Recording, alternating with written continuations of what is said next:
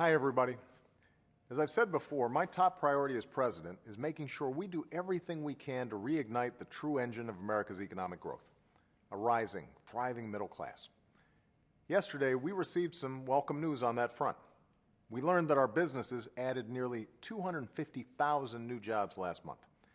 The unemployment rate fell to 7.7%, still too high, but now lower than it was when I took office.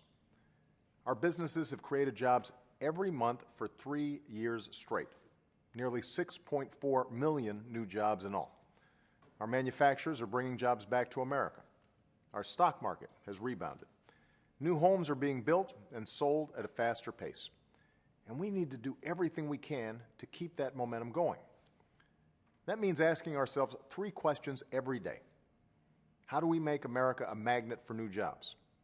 How do we equip more of our people with the skills those jobs require? And how do we make sure that your hard work leads to a decent living? That has to be our driving focus, our North Star.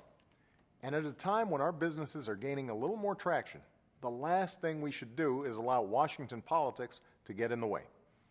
You deserve better than the same political gridlock and refusal to compromise that has too often passed for serious debate over the last few years.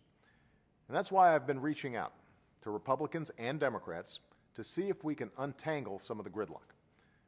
Earlier this week, for example, I met with some Republican senators to see if there were smarter ways to grow our economy and reduce our deficits than the arbitrary cuts in the so-called Sequester that recently went into place.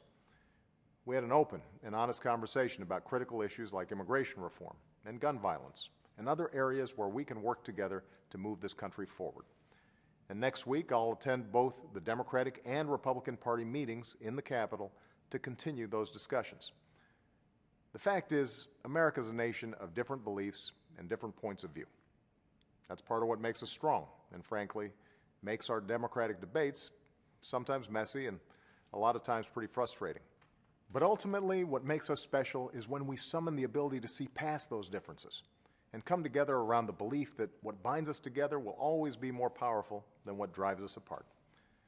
As Democrats and Republicans, we may disagree on the best way to achieve our goals, but I'm confident we can agree on what those goals should be. A strong and vibrant middle class, an economy that allows businesses to grow and thrive, an education system that gives more Americans the skills they need to compete for the jobs of the future, an immigration system that actually works for families and businesses, stronger communities, and safer streets for our children.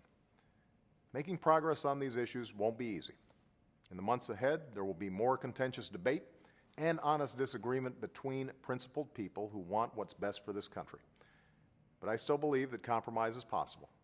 I still believe we can come together to do big things. And I know there are leaders on the other side of the aisle who share that belief. So I'll keep fighting to solve the real challenges facing middle-class families, and I'll enlist anyone who's willing to help. That's what this country needs right now, and that's what you deserve. Thanks so much.